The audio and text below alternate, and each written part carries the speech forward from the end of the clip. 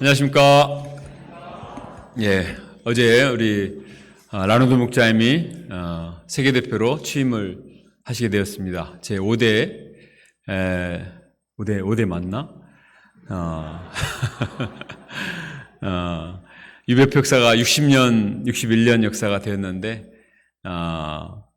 저 유배표 역사가 이 코리안 처치가 되지 않고 한인교회, 한인 이민교회가 되지 않고 선교사를 파송해서 현지인들을 제자로 세우고, 이제는 우리 선교사님들이 돕고 세운 현지 목자가 이제 세계 유배표를 맡아서 책임지는 그런 영성을 가진 지도자를 탄생시켰다는 것은 정말 놀라운 역사입니다. 그래서 앞으로도 계속해서 하나님께서 우리 모임을 글로벌 미션 처치로 세워주시도록 간절히 기도하고, 아직도 전 세계 많은 캠퍼스에 방황하는 영혼들이 있는데 저희들이 열심히 복음을 증거하고 또 선교사를 파송하고 또 목자들을 세워서 이런 선교 역사가 힘있게 이루어지고 하나님의 나라가 확장될 수 있기를 간절히 기도합니다. 예, 오늘 말씀의 제목은 염려 대신의 믿음을, 우리 화면을 참 멋있게 잘 장식을 해주셨는데 한번 볼까요? 그죠? Don't worry. Don't worry. 예, 염려 대신 믿음을 우리 다 같이 한번 외쳐봅시다. 염려 대신 믿음을. 시작. 염려 대신 믿음을. 네, 기도하겠습니다. 하나님 아버지, 우리가 참 이 땅에 살면서 얼마나 염려가 많습니까?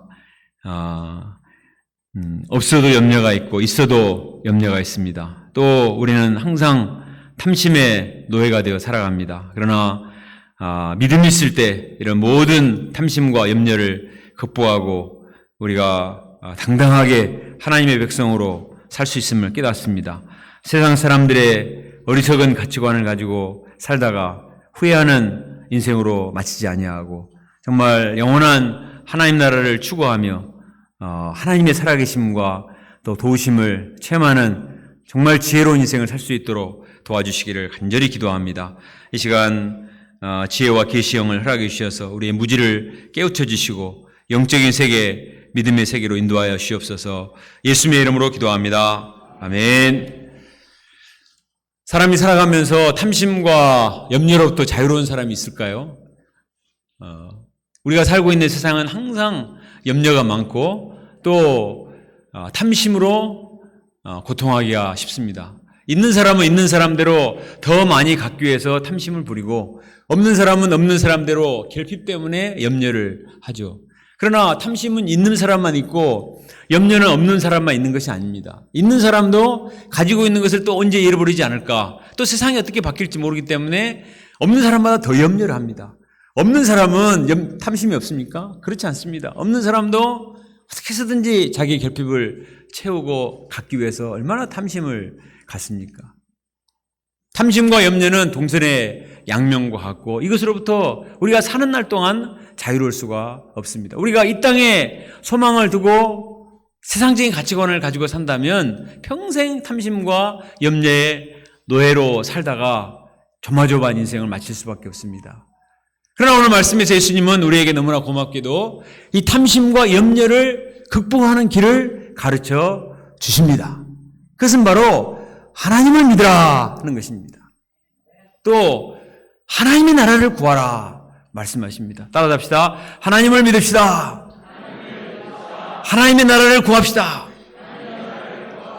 네, 하나님을 믿고 하나님 나라를 구하면 염려와 탐심으로부터 자유로울 수 있습니다.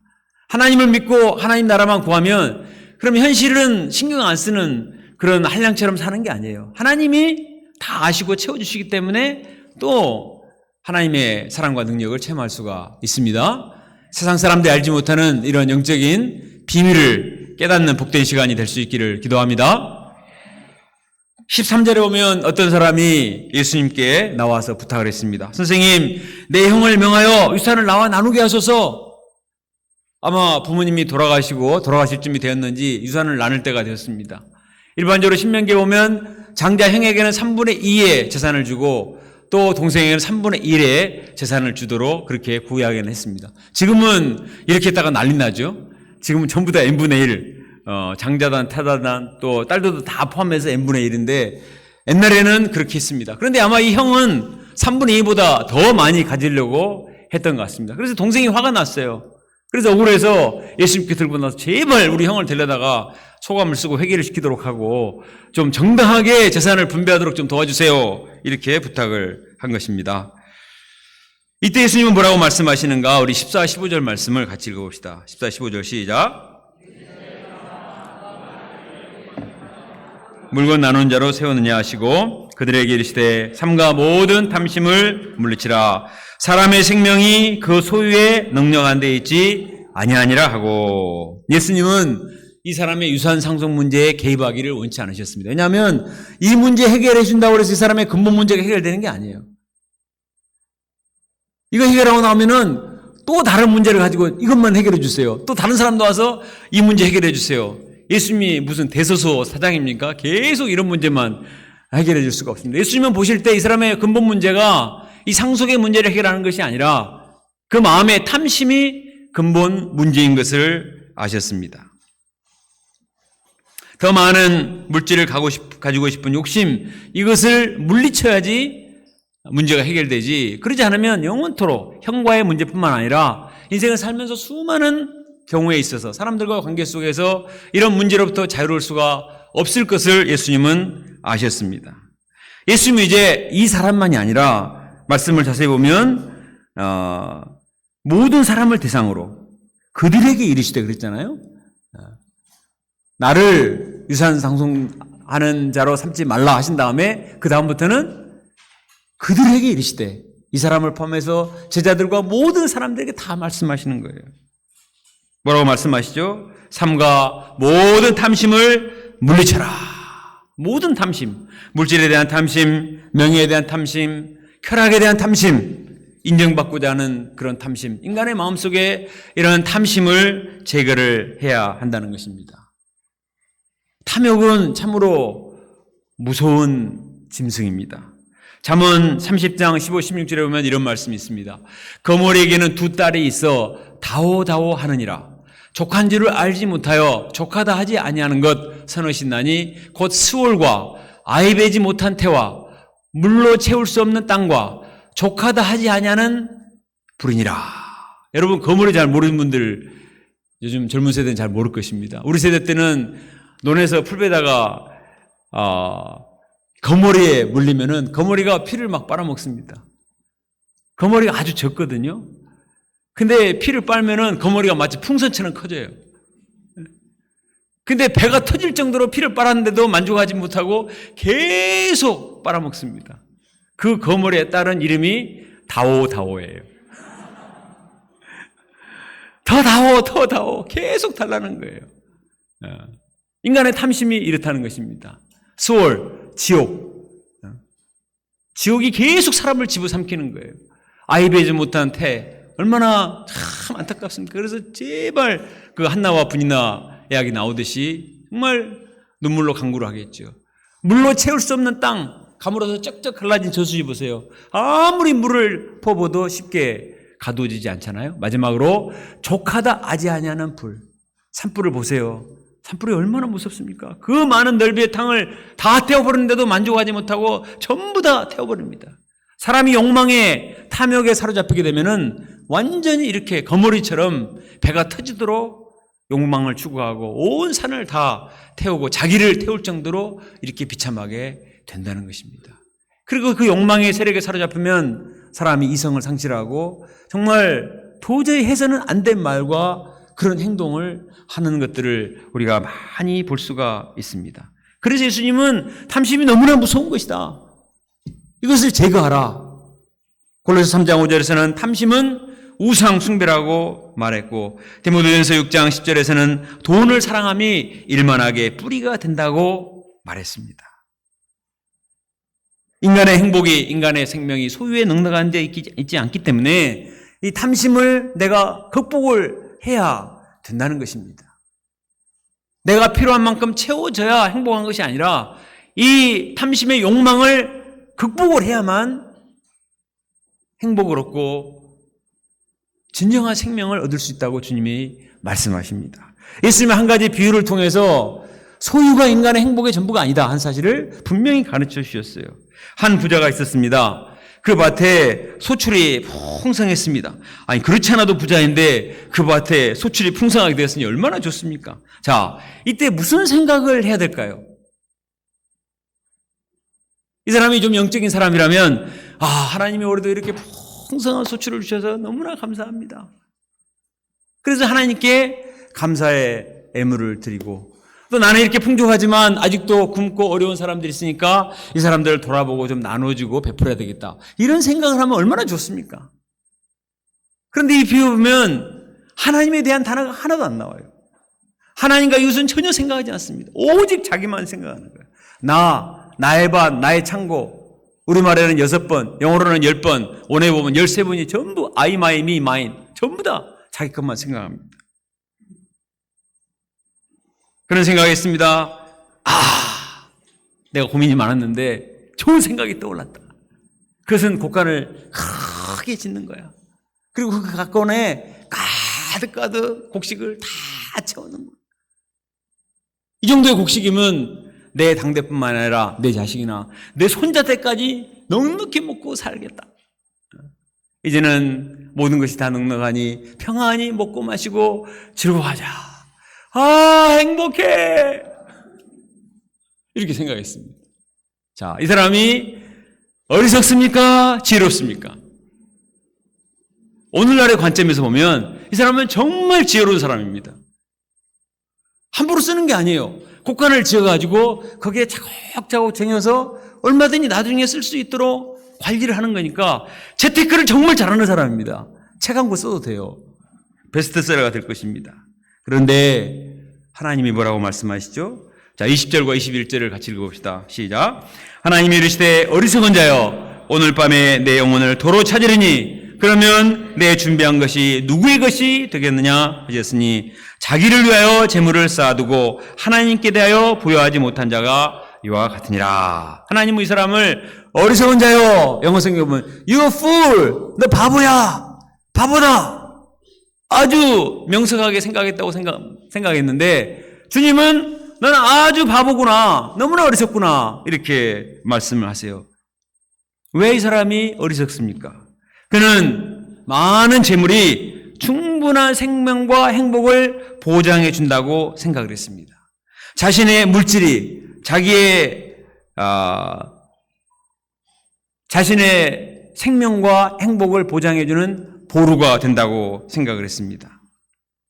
또 이 사람이 정말 몰랐던 것이 뭐냐면 자기 물질과 자기 생명이 내 것이다 이렇게 생각한 것입니다. 내가 이 재물을 관리할 수 있고 내가 내 목숨을 얼마든지 관리할 수 있다고 생각을 했습니다. 아직 젊으니까 문제가 없으니까. 그런데 주님 말씀하시기를 오늘 밤에 내가 네 영혼을 찾겠다 이렇게 말씀하셨습니다. 빼앗는다고 말씀하시지 않고 찾는다고 말씀하세요. 왜 찾는다고 말씀하셨을까요? 목숨은 하나님의 것이었기 때문에. 본래 이 사람이 부자로 태어난 것이 아닙니다. 하나님이 생명을 주셨고 하나님이 물질을 주셨어요. 하나님이 축복으로 주신 것입니다. 자기 것이 아니에요. 하나님의 것입니다. 그래서 언제든지 하나님이 반납을 요구할 수 있어요. 하나님이 반납을 요구하시면 천하의 어떤 사람도 반납을 해야 됩니다. 알렉산더가 약관 33세에 그 넓은 세계를 다 차지했습니다. 더 이상 정복할 땅이 없어서 울었다고 했습니다. 세상에 그런 울음도 있어요.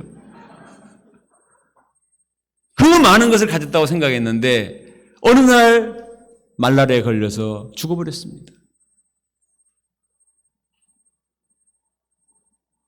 대개 왕이 죽으면 자식들이 계승자가 돼요. 알렉산더에게 아들들이 있었습니다. 아들들이 한 명도 못 살았습니다. 자기 부관들이 다 죽여버렸어요.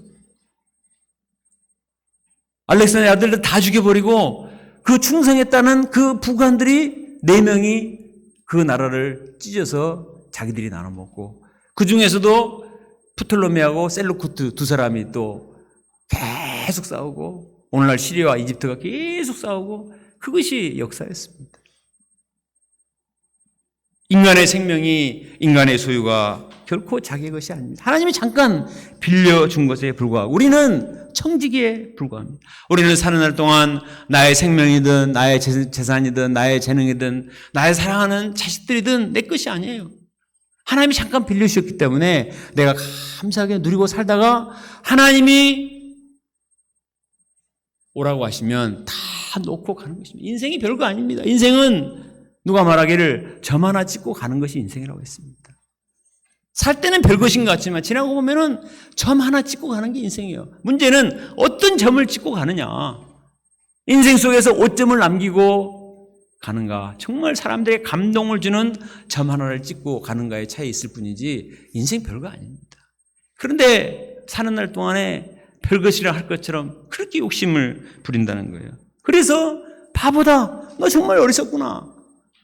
네 생명도 네 것이 아니고 네 재물도 네 것이 아닌데 그걸 몰랐느냐 이렇게 말씀을 하십니다. 지난주에 수도권에 폭우가 내려서 많은 도로가 유실이 되었습니다. 특히 비싼 차들이 물에 잠겨서 만 대나 되는 차들이 못 쓰게 되었다고 했습니다. 비싼 고급 차들이 많이 못 쓰게 되었다고 했습니다. 이렇게 단 몇 시간에 엄청나게 물이 불어난 것은 80년 역사상 처음이래요. 그러니까 아무도 예측을 못한 것입니다. 대개 기상청에서 예측을 하잖아요. 요즘은 얼마나 좋아졌습니까? 어느 시간대에 비가 오고 안 오고 얼마큼 오는까지 다 정말 그 네이버에 가르쳐 주잖아요. 근데 알 수가 없어요. 기상청에서도 알 수가 없습니다. 한꺼번에 그렇게 왕창 쏟아지고 뻔히 알면서도 빠져나가야 되는데 물이 확 차버리니까 그냥 모든 것을 놔두고 발만 동두고 자기만 헤엄쳐서 나올 수밖에 없는 오늘 같은 세상에도 이렇게 된 것입니다. 우리는 한 치 앞도 내다볼 수가 없습니다. 그것이 인간의 한계예요. 우리의 소유가 결코 내 것이 아닙니다. 정말 지혜로운 사람은 생명이 있을 때, 재물이 있을 때 나를 위해서 쌓아놓고 즐기려고만 생각하지 않고 적극적으로 하나님께 감사하고 하나님께 드리고 다른 사람에게 베푸는 사람이 정말 지혜로운 사람인 줄로 믿습니다. 이번 주에 양림동에 있는 최홍종 목사 기념관에 갔습니다. 우리가 많이 들어봤기 때문에 잘 아는 스토리이지만 이번에 직접 기념관에 가서 새로운 사실을 많이 알게 됐어요. 이분의 별명이 망치입니다. 망치, 최망치. 깡패예요. 무서운 게 없어요. 당시 일제시대인데 일본 경찰들도 안 무서워. 이 사람 한 가지 무서운 게 뭐냐면 나병이에요. 나병. 주먹이 세니까 누구도 다쳐서 이렇게 물리들 수가 있는데 나병은 어떻게 할 수가 없어요. 이 사람이 그런데 어떻게 예수님을 믿게 됐는데 어느 날 포사이드 선교사가 나병 환자 여인을 이렇게 거두어서 데리고 오잖아요. 보니까 손가락이 다 떨어지고 손가락이 두 개밖에 없고 피골이 막 질질 흐르는데 지팡이가 떨어졌는데 자기는 너무너무 무서운데 포사이드 선교사가 아무렇지도 않은 그걸 다시 주어주면서 이렇게 가는 걸 보고 이 사람이 너무나 큰 감동을 받았습니다. 같은 민족인 나도 어떻게 못하는데 어떻게 외국 선교사가 저렇게 할까 너무나 감동을 받고 이 사람이 결단을 했어요. 봉선동에 땅 1000평을 희사해서 한국 최초로 한센병 전문병원인 광주나병원을 설립을 했습니다. 제가 이걸 보고 생각을 했습니다. 봉선동에 1000평. 와, 광주에서 요즘 제일 핫한 곳이 봉선동인데 봉선동의 땅 1000평. 1912년 일이에요. 110년 전에 1000평을 잘 물려줬다가 굴렸으면 광주에서 최고 부자 됐겠네. 근데 그걸 팔아가지고 나병원을 만드나. 인간적으로 생각하면은 참 이해가 안 되죠. 그런데 한번 생각을 해보세요. 정말 이 사람이 그 1000평의 땅을 다 이렇게 쌓고 쌓아가지고 자손들한테 물려주고 자기만 했을 때 정말 막 불고 불어나서 그게 그대로 유지됐을까요? 그렇지 않습니다. 그것이 오히려 올무가 되고 유혹이 되어서 후손들 가운데 타락하고 올무가 되었을 가능성이 훨씬 더 많은 거예요. 그러나 그분이 한국 최초로 광주 나병원을 설립하고 이것이 불씨가 되어서 여수 애홍원이 설립되고 소록도 한센병 진료소가 세워져요.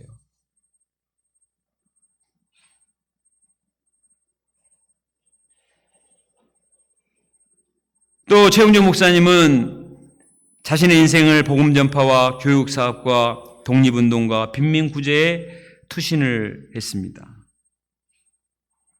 이분의 호가 이 5방이잖아요. 이것은 뭐냐면 5개의 욕망으로부터 자유롭게 된다, 이런 뜻입니다. 색욕, 식욕, 물욕, 명예욕, 생명욕, 이런 예수님이 말씀하신 것과 똑같아요. 삼가 모든 탐심을 물리쳐라. 지나친 욕심 때문에 사람이 비참하게 되는 것을 알기 때문에 이분은 색욕과 식욕과 물욕과 명예욕과 생명욕, 굉장히 유명하게 되었지만 절대로 벼슬 하지 않고 일생 정말 어려운 사람들과 함께하며 이런 삶을 사셔서 지금도 이분을 연구하는 많은 자료들이 발굴이 되고 정말 우리 대한민국과 광주가 자랑스러워할 만한 그런 분이 되셨습니다. 그 시대에 살았던 이분과 다른 분도 지금은 다 이 땅에 없어요. 부자로 살았건 가난하게 살았건 세월이 가면 다 똑같게 됩니다. 그 뒤에 인생을 평가를 하는 거예요. 하나님 나라에 가서 하나님이 평가하시고 역사가 평가를 하는데 이분은 과연 어리석은 삶을 살았습니까? 지혜로운 삶을 살았습니까? 본문에 나오는 어리석은 부자에 비해서는 이 사람과 비교해 볼 때 너무나 다르잖아요. 가치관이 다르기 때문에. 하나님께 감사하고 다른 사람을 사랑하고 베풀 줄 알았기 때문에. 어리석은 부자는 쌓아놓을 줄만 알았지 하나님도 모르고 다른 사람도 몰라요.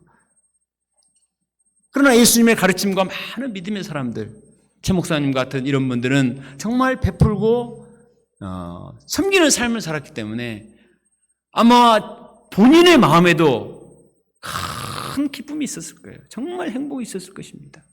그리고 많은 사람에게 행복을 나눠주는 정말 위대하고 지혜롭고 가치 있는 인생을 살았습니다.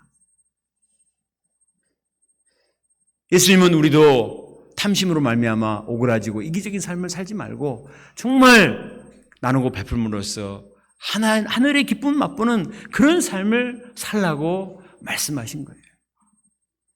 두 번째로 예수님은 이제 염려를 극복하도록 도와주십니다.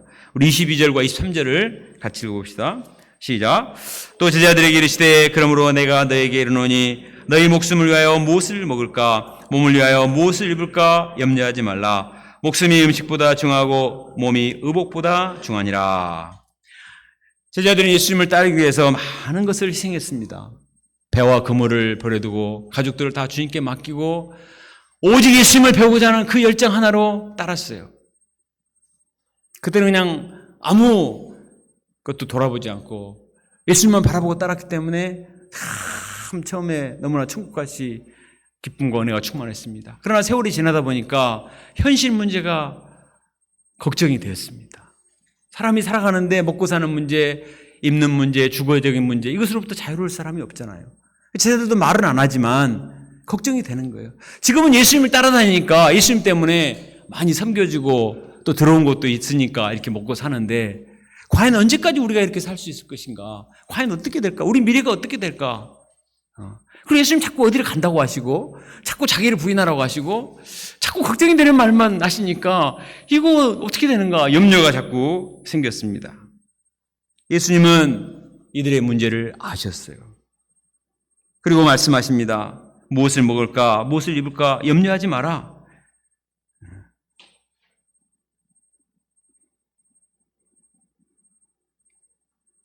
목숨이 음식보다 중하고 몸이 의복보다 중하지 않느냐. 그런데 이 목숨과 몸은 하나님이 주셨잖아요. 이 목숨과 몸, 본질적인 것을 하나님이 주셨으면 그 목숨과 몸을 유지하는 먹을 것과 입을 것도 하나님이 주시지 않겠는가. 하나님이 이렇게 너무나 신비롭고 대단한 몸과 목숨도 주셨는데 이것을 유지하기 위한 먹을 것과 입을 것을 왜 주시지 않겠느냐. 하나님을 믿으라는 것입니다. 예수님은 까마귀와 백합화 비유를 드셨습니다. 까마귀 봐라. 먹을 거 걱정하지 않지 않느냐. 까마귀는 제일 미련한 새, 잘 잊어먹는 까마귀 새인데도 창고도 만들지 않고 먹을 거 걱정하지 않아요. 근데 하나님이 먹이시기 때문에 까마귀 굶어 죽었다는 말 듣지 못하지 않았느냐. 백합화를 봐라. 백합화가 길쌈도 하지 않고 뭐 디자인을 연구하고 색감을 연구하고 막 노력을 하고 아무 걱정도 하지 않는데 얼마나 색깔이 아름답고 디자인이 아름답고 거기다가 환상적인 그 향기는 도대체 어떻게 된 것인가.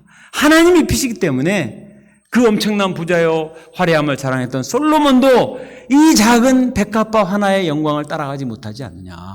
하나님이 백합화를 입히시니까 이렇게 잘 하루 있다가 없어지는 들불도 하나님이 이렇게 입히시는데 하물며 너희일까 보냐. 이 믿음이 작은 자들아. 하나님이 이 땅에 내보내셨으면 식물이든 동물이든 다 하나님이 먹고 살 수 있는 이런 자연의 이치를 주셨습니다. 하물며 하나님 형상을 따라 만드신 우리 인간을 왜 하나님이 필요한 것을 먹을 것과 입을 것을 주지 않겠는가 말씀하고 계십니다. 사람들은 불안하기 때문에 끊임없이 대책을 마련합니다. 어떤 사람은 제3차 핵대전이 일어날지 모르기 때문에 지하 벙커를 만들고 콘크리트를 했고 항상 3달째 비상식량을 준비한답니다. 그런데 그것이 3개월이 지나면 또 변질하잖아요. 그럼 또 버리고 또 준비하고. 그렇게 한다고 해서 그 사람이 영원히 삽니까? 어떤 사람은 재난이나 사고 위험이 없는 정말 복지국가로 가서 이민 가서 염려 없이 평안히 먹고 마시고 살고자 합니다. 그러나 거기 갔다가 우울증에 시달려서 치료를 받습니다. 사람이 아무리 대단한 대책을 세워도 인간의 지혜와 능력에는 한계가 있어요. 그래서 예수님이 뭐라고 말씀하시죠? 자, 29절과 30절을 읽어봅시다. 시작. 너희는 무엇을 먹을까? 무엇을 마실까요? 구하지 말며 근심하지도 말라. 이 모든 것은 세상 백성이 구하는 것이라. 너희 아버지께서는 이런 것이 너에게 있어야 할 줄을 아시느니라. 염려하지 마라. 근심하지 말라. 믿음을 가져라. 하나님 아버지께서, 아버지라는 단어를 쓰셨어요. 아버지께서 이것이 있어야 하는 줄을 아시고 주기를 기뻐하시고 다 채워주시니까 걱정하지 마라. 이번에 우리 JBF, CBF 수양회를 보니까 JBF, CBF를 둔 부모님들이 얼마나 열심히 준비하고 대비를 하는지 UBF 수양회는 저리 가라예요. 또 어머니들은 자녀들이 먹을 수 있는 간식을 잘 만들기 위해서 얼마나 애를 씁니다. 취준소형 자녀들을 둔 부모들은 얼마나 자녀들을 위해서 간절히 기도를 하는지 정말 옆에서 지켜볼 때 눈물겨울 정도로 기도를 합니다. 입시생들을 둔 부모님들은 모든 스케줄이 전부 다 자녀들에게 다 맞춰줘요. 그냥 이것이 부모입니다. 자녀들 자신은 미처 생각지도 못하고 할 수도 없는 것을 부모들은 다 생각을 하고 미리 준비하고 도와주고 애를 쓰는 게 부모예요. 인간 부모도 그러할진데 하물며 하나님의 아버지께서 우리에게 왜 주지 않겠는가? 요즘 에베소 말씀이 나오잖아요. 하나님은 창세전에 그리스도 안에서 우리를 예정하셨습니다. 선택하셨습니다. 우리가 같이 허물 만한 죄인들을 구원하시기 위해서 하나밖에 없는 독생자를 십자가에 내어주셨어요. 그리고 우리를 죄를 사하시고 구원하시고 하나님의 자녀를 삼아주셨습니다. 이렇게까지 하나님 우리를 사랑하신다면 왜 먹을 것, 입을 것, 우리의 필요한 것들을 왜 주시지 않겠는가? 하나님을 믿지 못하니까 근심하고 염려하고 욕심을 부린다는 것입니다. 하나님을 믿어라. 이 믿음이 작은 자들아. 이렇게 말씀을 하십니다. 우리가 하나님을 신뢰하고 하나님을 믿어야 되겠습니다. 베드로전서 5장 7절 너희 염려를 다 주께 맡기라. 이는 그가 너희를 돌보심이라. 내가 내 인생을 생각하는 것보다 하나님이 나를 더 잘 아시고 돌보시기 때문에 염려를 맡기라는 거예요. 빌립보서 4장 6절 7절 아무것도 염려하지 말고 다만 모든 일에 기도와 간구로 너희 구할 것을 감사함으로 하나님께 아뢰라. 그리하면 모든 지각에 뛰어난 하나님의 평강이 그리스도 예수 안에서 너희 마음과 생각을 지키시리라. 하나님께 딱 맡기고 감사하며 기도하면은 하나님이 다 해결해 주십니다. 염려 대신에 무엇에 힘을 써야 되는가? 31절 읽습니다. 시작. 다만 너희는 그의 나라를 구하라. 그리하면 이런 것들을 너에게 더하시리라. 모든 현실 문제는 하나님을 믿고 맡기는 거예요. 그리고 우리는 그냥 무사태평으로 사는 게 아니고 우리는 어디에 집중하느냐? 하나님의 나라를 구하라는 것입니다. 영원한 하나님의 세계, 영적인 세계, 하나님 나라를 확장하고 하나님의 뜻을 이루는데 마음을 쓰고 진심을 들이고 거기에 집중을 하고 거기에 전념을 하라는 것입니다. 다만 그렇게 하면 하나님이 모든 것을 더해 주신다고 하십니다. 나의 실제적인 문제와 나의 필요를 다 채워주시되 더해 주신다. 넘치도록 채워주신다고 약속해 주십니다.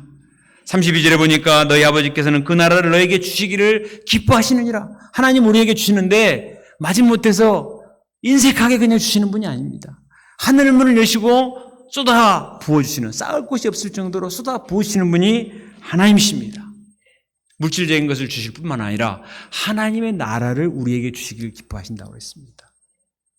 어리석은 부자는 물질을 많이 쌓았어도 하나님의 나라가 없어요. 마음의 평강과 기쁨과 행복이 없습니다.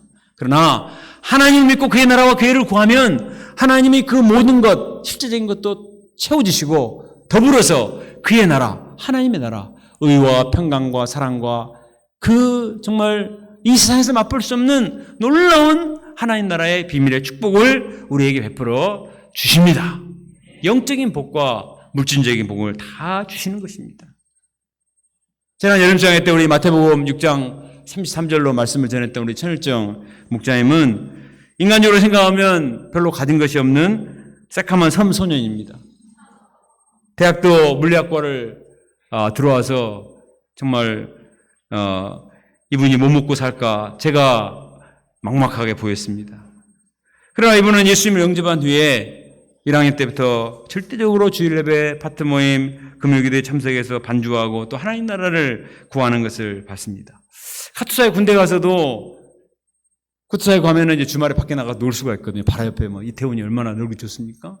근데 이분은 비싼 차비를 내고 광주에 내려와서 예배를 드리기를 힘쓰고 또 수양회 때도 막 강요를 하는 게 아닌데 자기가 은혜 받고자 적극적으로 와서 수양회를 참석하고 또 기타 반주를 하고 섬기는 것을 보았습니다.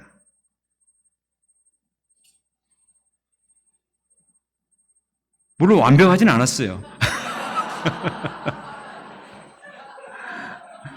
그러나 잔머리 굴리지 않고 계산하지 않고 정말 순박하게 하나님의 나라를 구하고자 애를 썼습니다. 한참 치전을 준비하다가 아무래도 하나님이 선교사로 부르신 것 같다. 그래서 데보라 선교사님과 정원해서 미국 선교사로 가도록 하니까 또 내려놓고 또 풀타임 선교 훈련을 받았습니다.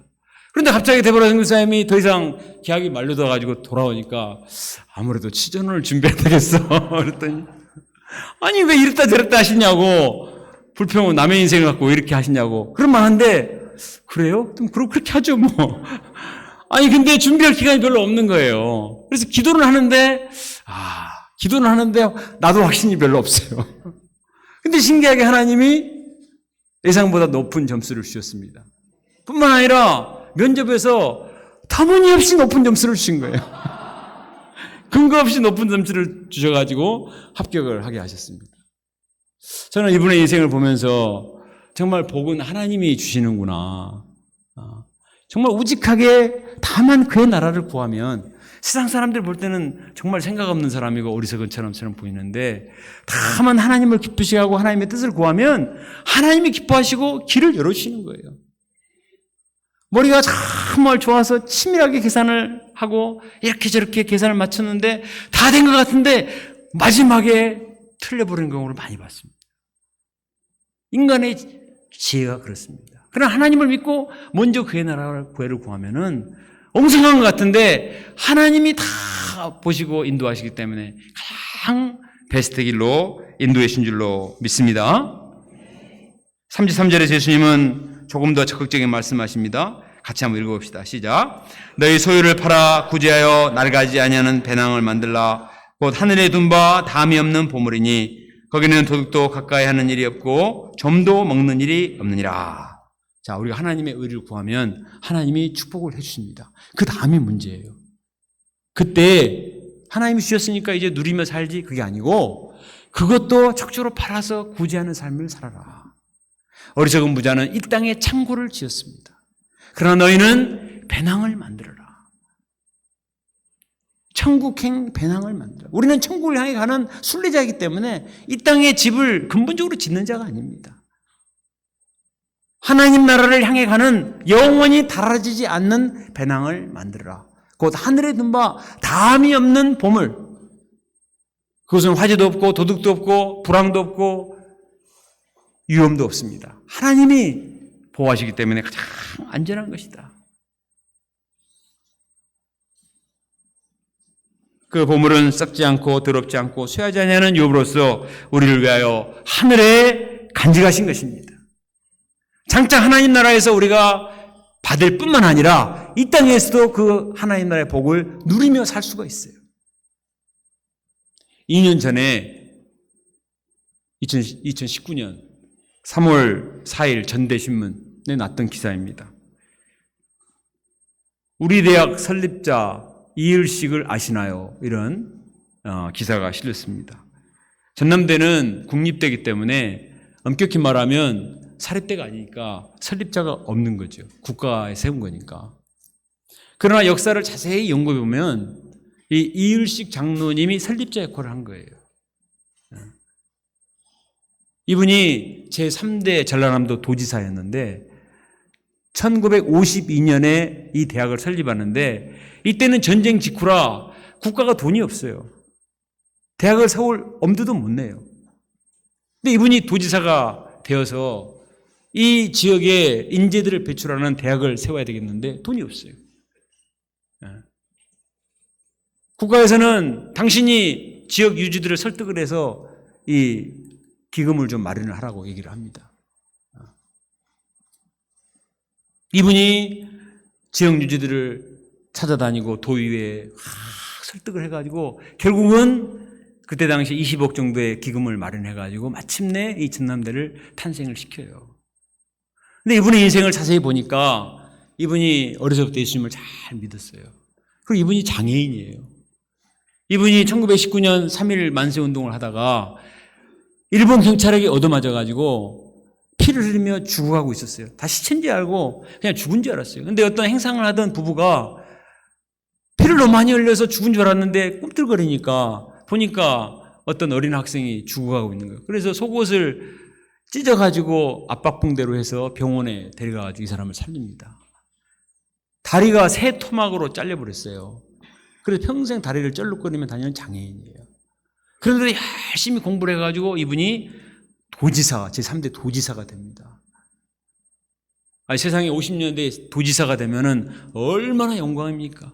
다른 관리들은 그 직위를 위해서 자기의 부를 쌓고 이렇게 하려고 애를 쓰건만 이분은 완전히 달랐어요.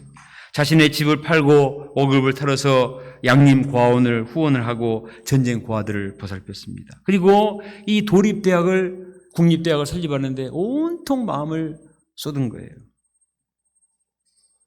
이분은 항상 삼배옷과 무명옷을 즐겨 입는 청백리의 표상이셨습니다.